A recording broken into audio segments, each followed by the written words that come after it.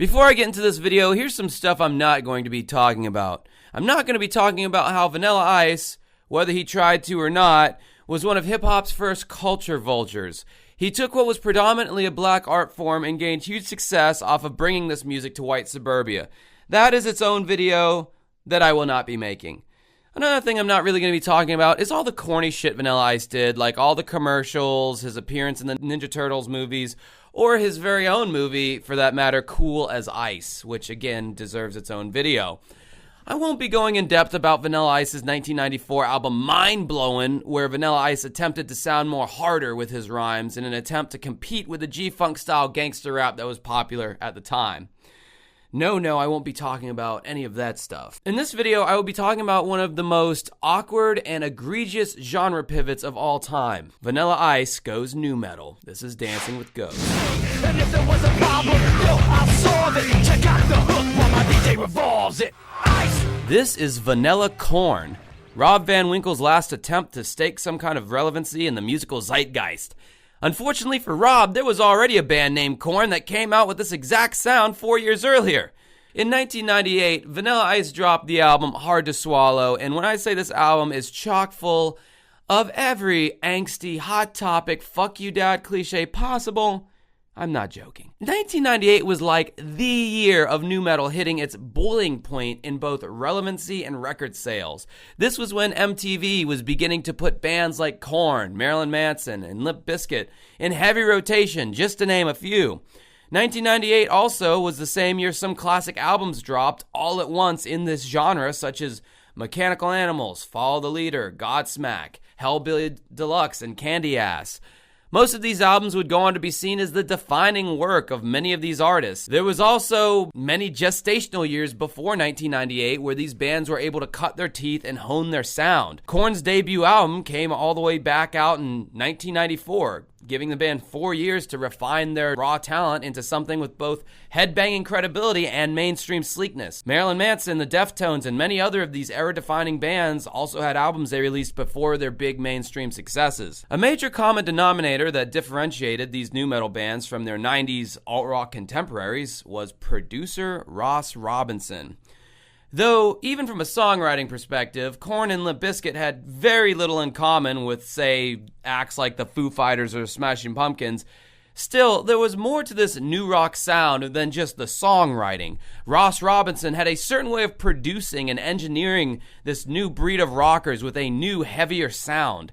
His technique became so ubiquitous it won him the title of the Godfather of Nu Metal. God, imagine having that fucking title these days. If you bought a band t-shirt in Hot Topic between the years of 1998 and 2000, Ross Robinson probably had his fingerprints on it in some way. So when Vanilla Ice was riding motocross with his buddy, the Godfather of Nu Metal, back in the mid to late 90s, it was record executive Monty Lipman who had hoped that Robinson would produce a record for the Iceman. When told that producing a record for Vanilla Ice might hurt Robinson's reputation, he fired back with, "Then I'm doing it. It's the most punk rock thing you could do."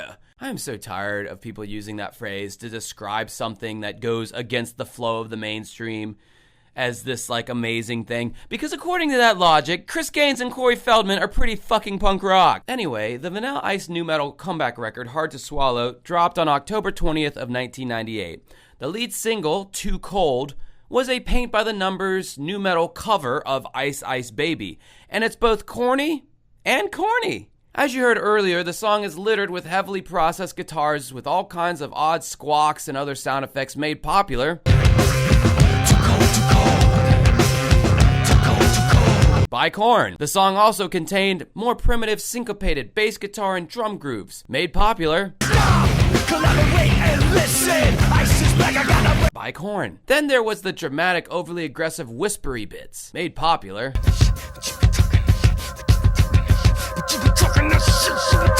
by Korn. And there was overly aggressive white boy rap vocals, made popular by Limp Bizkit. On top of the lead single sounding overly derivative, the production on this track sounded second-rate in comparison to Robinson's other 1998 proteges. Even though this album was dropped the very same year as Korn's Follow the Leader, the production value between the two albums is night and day.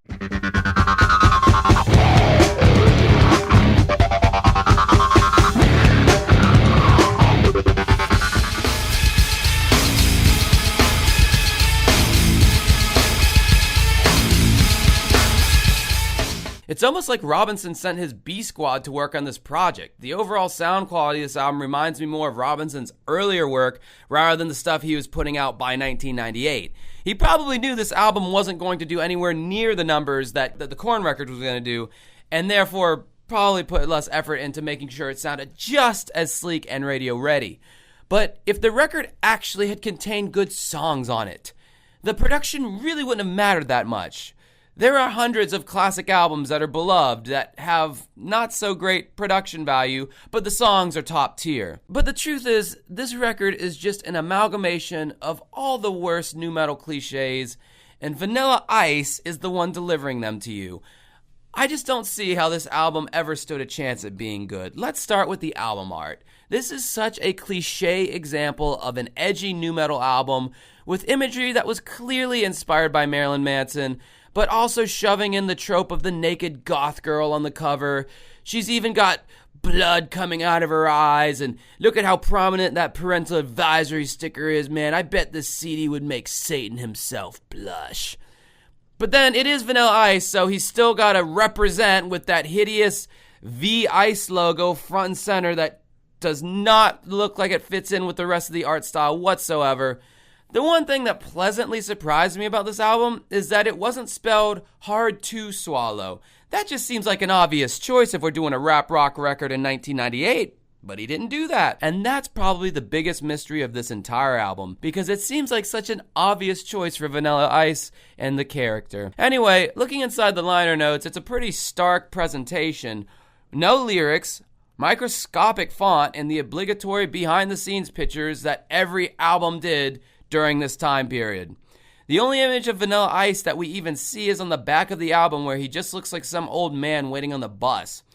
In fact, trying to Google images of Vanilla Ice from this time period is nearly impossible. It's like the dude really wanted to scrub this whole time period from the internet and has done a pretty good job, or the internet just really didn't give that many fucks enough to preserve any of the images, because it's all Vanilla Ice during the Ice Ice Babies to the Extreme days, or it's Vanilla Ice like now, currently. Like there's none of that, because I had read that he grew like dreads out, and he was like saying he was Rastafarian, and this was around the time he's doing this record. I would have loved to have gotten images like that, but I just couldn't find anything on the internet, so I guess he's trying to make everyone forget that this period exists.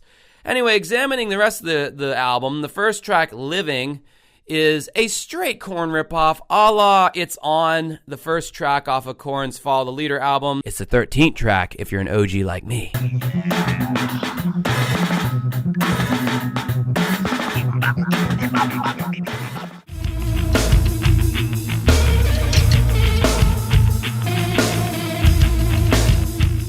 Then they go into a groove that is very similar to Primus's My Name is Mud.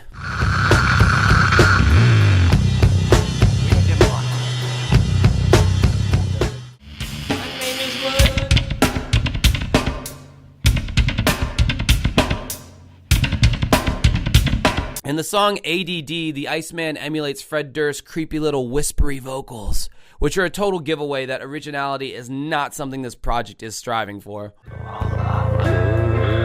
These hands are tied. You wear your mask, but I see it. One of the final songs, entitled The Horny Song, is when the Iceman hits his lyrical peak. And I can read some of those lyrics to you right now. Now that you feeling it, I see you're getting weak. You're getting real close, you're reaching that peak. Man, the euphemisms for intercourse in this song are already just off to a very strong, non-cliche at all start. You're like high altitude in a leader jet. Leader jet? Learjet? What's a leader jet? Working them hips like pistons in a Corvette. Slow down, I'll have to pull you over, search you, handcuff you, and do a move on you. And probably my favorite line, you get a GWB, stands for girl with a body, pump it like a hottie. Have you ever heard anybody ever use the term GWB? Oh man, there goes a real Was he trying to like start a Michael Jackson thing and do like a PYT, Pretty Young thing? I've heard of BBW. I've heard of BBC. Never heard of GWB. So that's That's the Iceman trying to get a little risque for the 21st century. So then the final song, entitled Freestyle, is Ice and a bunch of other rappers freestyling over a gangsta rap style beat. But when you go to check the lyrics on Spotify, whoa! Now, firstly, thank God Vanilla Ice was not the one rapping these verses. It was an actual black guy, but even still, he's not dropping the hard R. So whoever was responsible for handling lyric duties for this album might be low-key racist. That's all I'm saying. And yes, somebody had to hand type all of these lyrics. Spotify does not automatically generate them. You have to go to a website called musicsmatch.com and type out every line.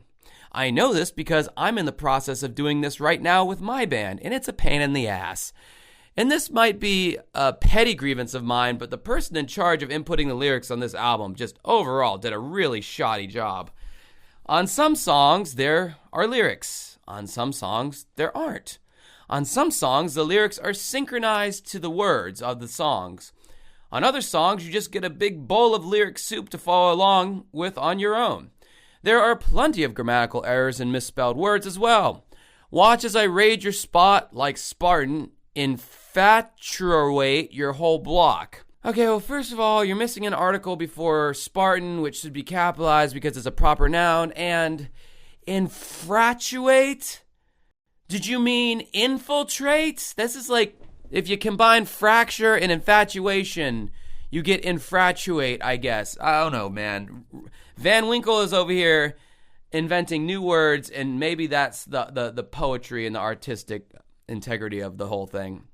There was also just absolutely zero quality assurance checks when it comes to this album, just in general, when they made it available to stream. For instance, despite the large parental advisory explicit content sticker on the digital thumbnail itself, there is no little E symbol that indicates that this has like cursing on it or whatever, even though one of the songs is literally titled Fuck Me. Now, what if I wanted a wholesome album for my little Billy to listen to, and I look to the Iceman for some clean family fun, and he's saying things like this. Fuck that bullshit, you fucking that shit, suck, you weak bastard! I joke, but it just all goes to show how little anyone cared about this flop of an album. They didn't care if there were lyrics on it, or if the lyrics were correct or accurate. They just was like, let's throw this piece of shit up on Spotify and see how little revenue we can scratch from the streaming sales. But even still, it's just weird to see like a major label act like Vanilla Ice run his Spotify page in the same manner that a garage band from Des Moines would.